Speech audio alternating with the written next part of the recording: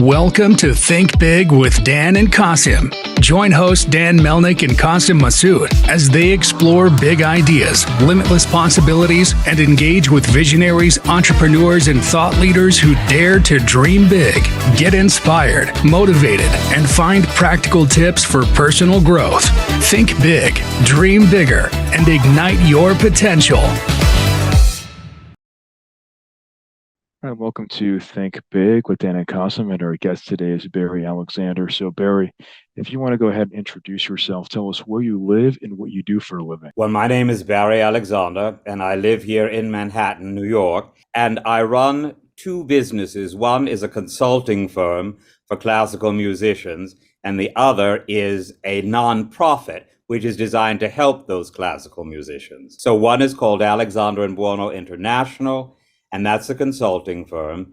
And the Alexander and Buono Foundation is the 501c3. Awesome. So, how did you get into the classical music space in the first place? Well, I've always been involved in classical music. My mother was an opera singer, and I've been singing since I was a very young child, and I gave lots of performances from my childhood all the way up until college. I, of course, was doing a lot of recitals, and I finished college and graduate school before going on to conservatory in Austria in Salzburg at the Mozarteum, and I started a career as an opera singer that lasted about 30 years. So after I decided to retire from performance, I realized that a lot of artists had a very limited sense of what's actually required to not only launch a career, but also sustain one. So I started a public relations firm that was dedicated specifically to classical musicians. And within the course of that, one of the clients of the PR firm became an international piano competition. And that competition, which is called the Bradshaw and Buono International Piano Competition, was one that my company ended up rebranding. And as matters evolved and the competition grew, so that the number of applications kept doubling from year to year, it seemed to be a good idea for us to start a competition for singers, which we did. And ultimately, I went into business with Cosmo Buono to form the consulting firm that we now have. And from that, we launched the 501c3. Awesome. So, when it comes to working with you, if I'm a classical musician, what does that look like exactly in terms of how you're working with them and really helping them not only have a career, but as you mentioned earlier, to make sure it's a sustainable and long career? Well, ultimately, what a lot of people feel is though talent alone is enough to have a career.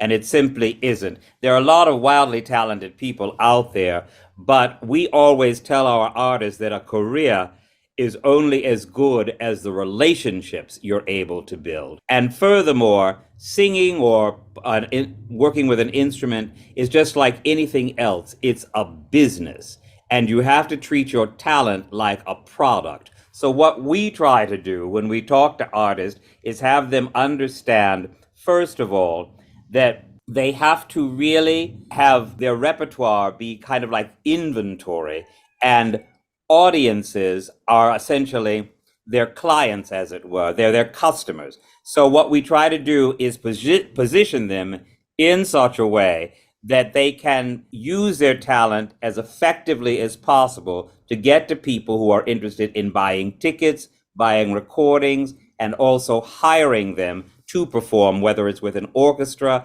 or with a concert series where they're presented on stage in recital, and positioning them so that they are flourishing not just as talents, but as business people. Makes sense. So obviously, earlier you mentioned that you live in New York City, and New York is a big market for this. So what percentage of your clientele is local to New York as opposed to folks that live in other places across the world? Well, it's really divided across the entire world, really. For example, we have 4 competitions for piano, voice, strings, and flute. And we've designed those so as to give people visibility. But the people that apply to those competitions have come from all around the world. And to date, we've given over 500 individuals their performance debut at Carnegie Hall. as a credential, which we feel is very important in terms of bringing you to the attention of individuals and organizations in a position to hire you. So we cut across a wide geographic demographic, as well as one that has to do with different talents, whether it's singers or instrumentalists. Makes sense. So a few years ago, as we had the COVID pandemic. I'm sure that was very challenging for you and for your industry. So what did that look like for you? How did you navigate through those challenges? Well, ultimately, what happened in those years was that obviously a lot of live performances were completely canceled.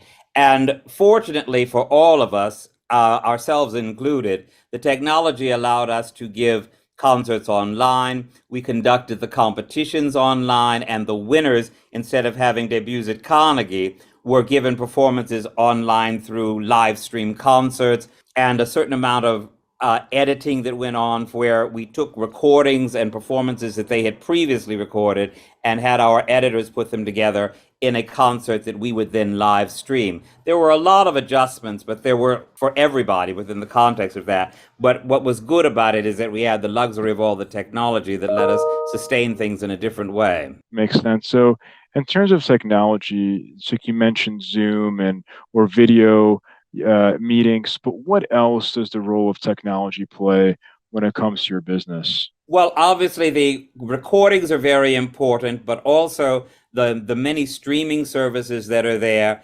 And one has to take advantage of social media as well. You simply can't nowadays be without some kind of social media account. People are expecting you to have those the same way that they expect you to have a cell phone.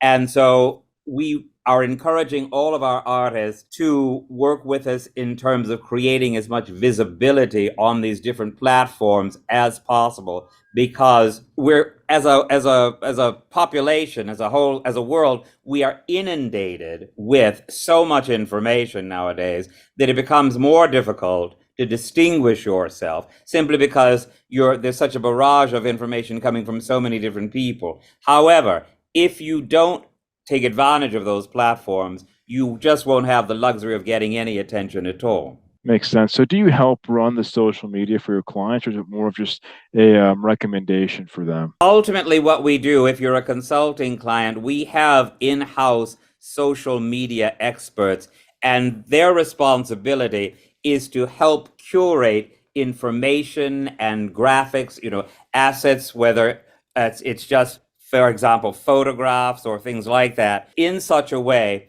that we're creating not only the greatest visibility for our clients and for our artists, but also visibility that is done on an ongoing basis. It's not enough, for example, for somebody to appear once or twice, say a month. You have to have a constant presence, because to not do that is to ultimately be replaced by somebody else who's doing using social media platforms more frequently. Makes sense. So speaking of technology, a big trend now in 2023 is AI. So are you using AI for your business? And if not, like what are some of the use cases that where AI could help you scale in the next year or so? Well, ultimately, with regard to artificial intelligence, I think that it's a double-edged sword, because for every aspect of your business that you ultimately relinquish to AI, you are on some level forfeiting a lot of the both innate and very necessary creativity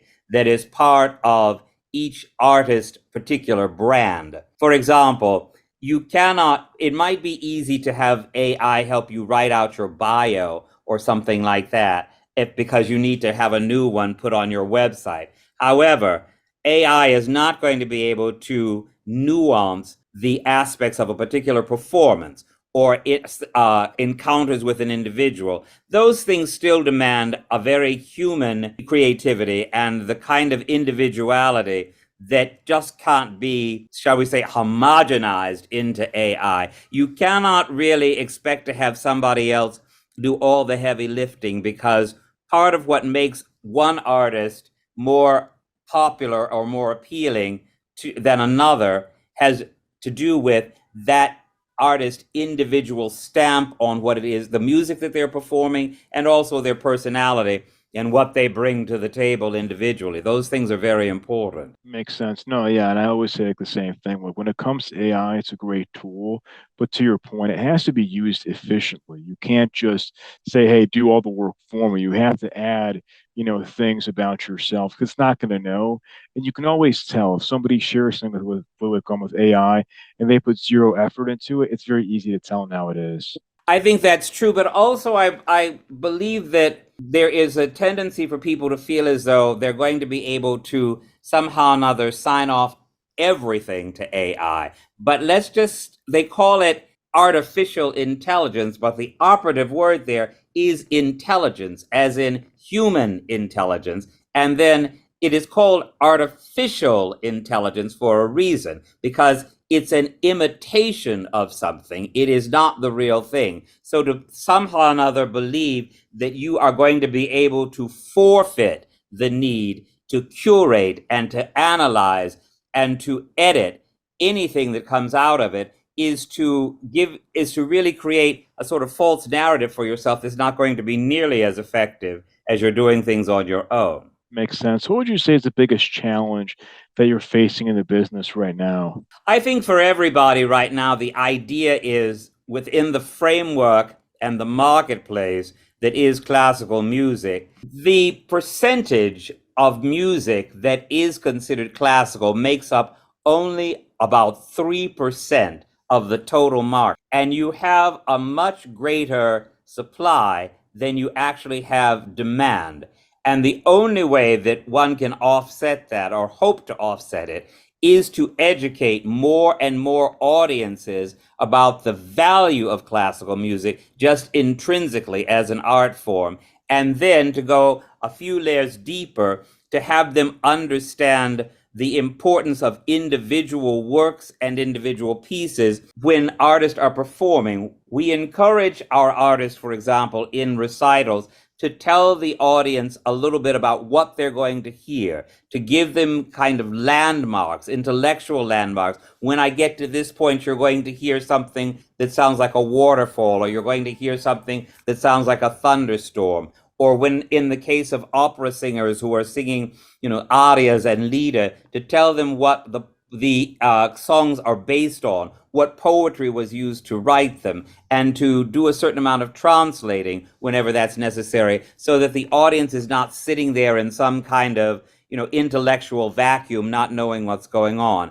That kind of education is going to be so much more necessary because we're moving farther and farther away from the composers who wrote a lot of the music that's being performed. Makes sense. So, in terms of scalability for your company, what is the vision for you, right? So, are you planning on hiring more people and serving more clients? Like, what does that look like for you when it comes to scaling? Like a certain revenue number, like what you're targeting. What we're doing right now essentially is making sure that within the consulting firm, because there is such a long range need for constant attention, is to ultimately choose artists whom we feel show the greatest potential for having long range careers, and also investing in them as much as we can to make very sure that they are getting the greatest amount of visibility for themselves and the greatest amount of awareness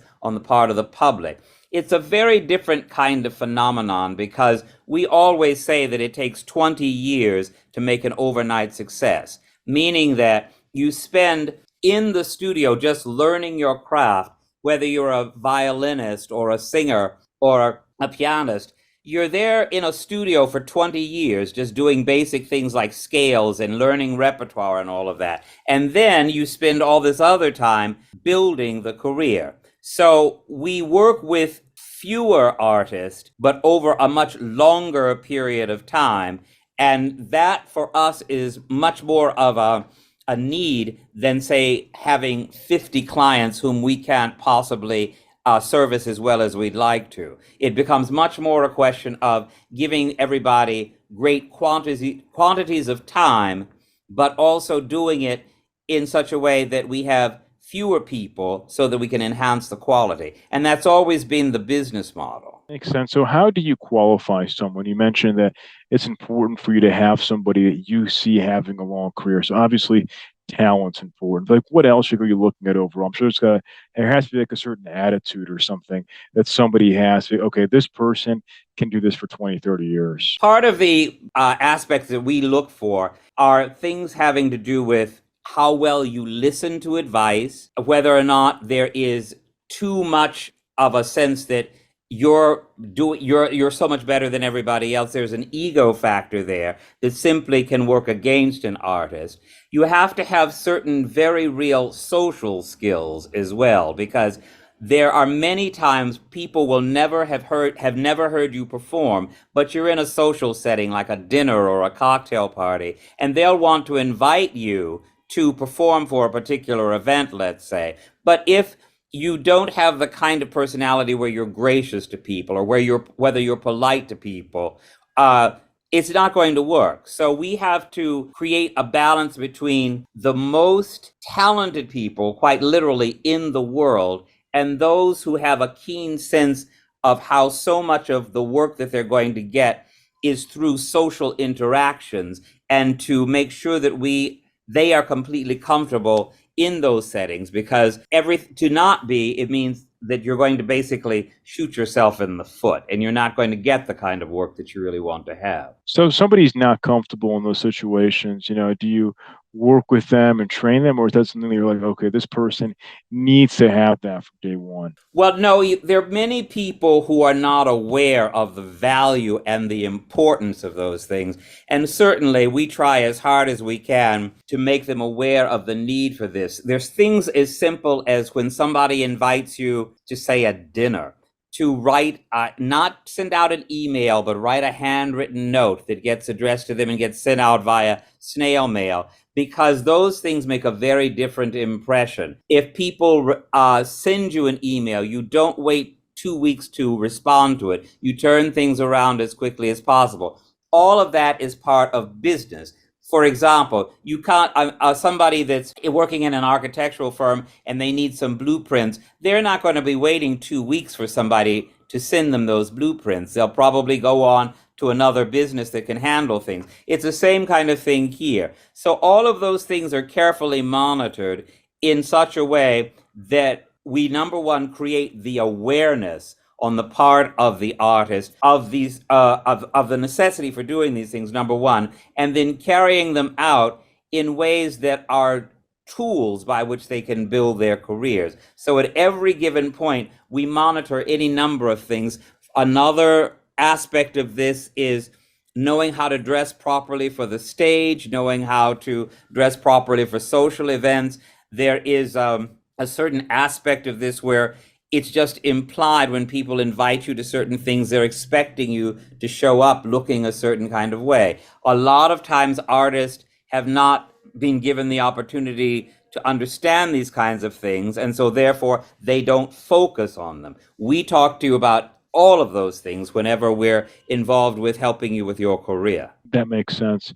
So, what is your top business priority now going into Q4 as we just started Q4 of 2023? For the artists with whom we work on the for-profit side, the top business priority is making sure that we get the artists that are on our roster engaged at the highest levels of performance quality. We want them to be working with the best conductors, at the best with the best orchestras, in the best opera houses. We want to make sure that the quality of their performances is such that they're getting the best compensation that is available for people of their caliber. For people that are coming to us within the context of the foundation, we want to create an arena whereby they are getting the best training we can give them. Part of the prize that is given to winners of the competition, in addition to the cash prize, is also a year of career counseling, so that they can work with us for an entire year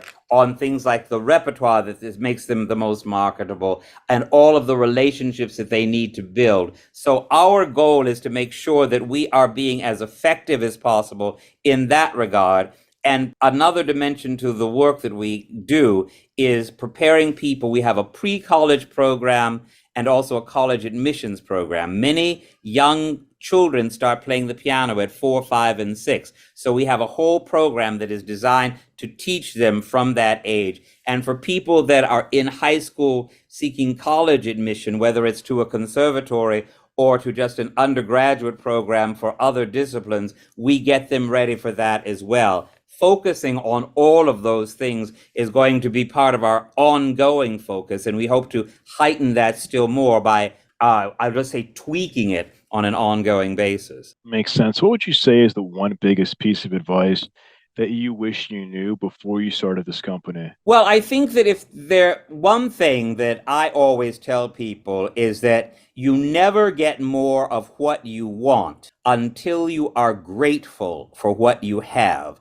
I think that at every given step, people are saying, well, why did this person win the audition and not me? And I tell them as a corollary to what I just said, sometimes life is not what you've missed, but what you've been spared, meaning that it might not have been the best thing for you to get a particular audition. You might have found yourself working with a conductor that was not going to be helpful, or in a situation where if you're a pianist, let's say, they were not going to have the best instrument for you to play on for a concert. I believe very strongly you have to start out being very, very grateful for where you are in the career, and so that you can use that as a stepping stone to where you want to be. So those two things tend to work hand in hand in terms of the advice that I like to give people at the beginning of their careers. Makes sense. So if we're going to have this conversation again in 1 year from now, where do you expect things to go for the business? I would imagine that for the business, we'll probably have, particularly since we've had this pandemic to deal with,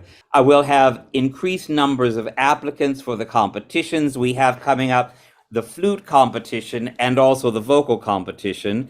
The deadlines are the 15th of November for both of those. I believe that since so many vehicles are diminishing for artists to perform, that we'll have more people who will want to apply because they know by applying to our competitions, the opportunity to win affords not only, as I mentioned earlier, the cash prize, but it also gives them the luxury of a lot of career counseling that you're just not going to get in a lot of other places. There are many programs that are going on now in colleges and universities that have to do with art and entrepreneurship, but the amount of information that is being disseminated doesn't necessarily meet the need that is there for so many artists. So in a year from now, what I'd like to see, and what I'm sure will happen, is an enhanced awareness on the part of many people of the work that we do through our foundation.